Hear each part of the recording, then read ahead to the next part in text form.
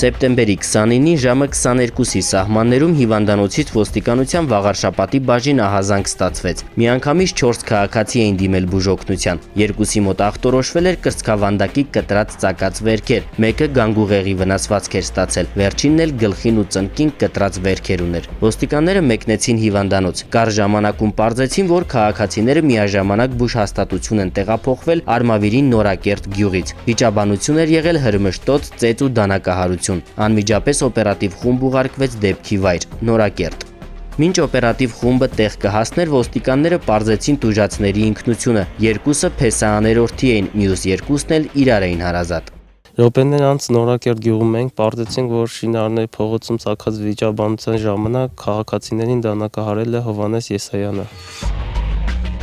Հովհաննես Եսայանը տուժածներից մեկն էր։ Նա անհրաժեշտ բուժօգնությունը ստանալուն պես ոստիկանների ուղեկցությամբ դանակահարություն կատարելու կասկածանքով բաժին բերվեց։ Ոստիկանության ծառայողները դանակահարվածից հաղորդում վերցրին։ Նշանակվեց դատաբժշկական փորձաքննություն։ Արդեն բաժնում խուզարկությամբ Եսայանի մոտից հայտնաբերվեց ծալովի դանակ, որն առգրավվեց, փաթեթավորվեց եւ կցվեց նախապատրաստված նյութերին։ Կարճատև բացատրական զրույցից հետո նա ոստիկաններին ներկայացրեց դեպքի հանգամանքները։ Ըստ նրա վիճաբանության պատճառը կորսված գտնված հեռախոսն ու չհասկացված հեռախոսազրույցն էր։ Կորել էր Եսայանի մոր բջջայինը, գտել էր համագյուղացին։ Զանգում ասում է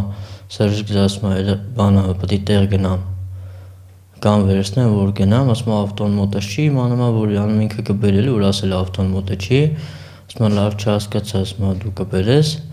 ասում է այդ թույլ է, կամ ցանկարժեք փոք եմ անում։ Մի հատ գտնեմ, մի հատ էլ բերեմ, ախպերս ասում է խես վիրավորում էլի, դրանց մեկը չկա, ինչ եմ արել որ վիրավորես։ Նույն գիշեր զարմացած համագյուղացին եկել էր Եսայանների տուն։ Ծեծում է դուրը ուժեղ, մտնում է հորս ախպորս մեր ակերվում, հերս տերմա խմացա, ասում է թող գնա, էլի հանգար ձեր չտաս։ Խմաս մարդա, թող գնա, հետո գիտակցիր արածը։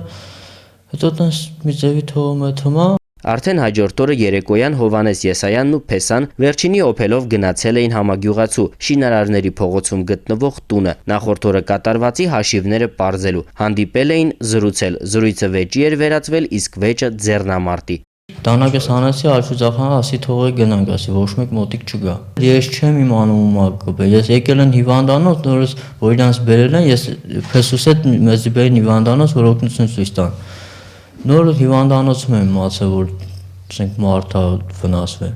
Փաստի արդիվ հարուցվել է քրեական գործ։ Օպելը հայտնաբերվել եւ տեղափոխվել է ոստիկանության Վաղարշապատի բաժնի հատուկ պահպանվող տարածք։ Հովհաննես Եսայանը կալանավորված է։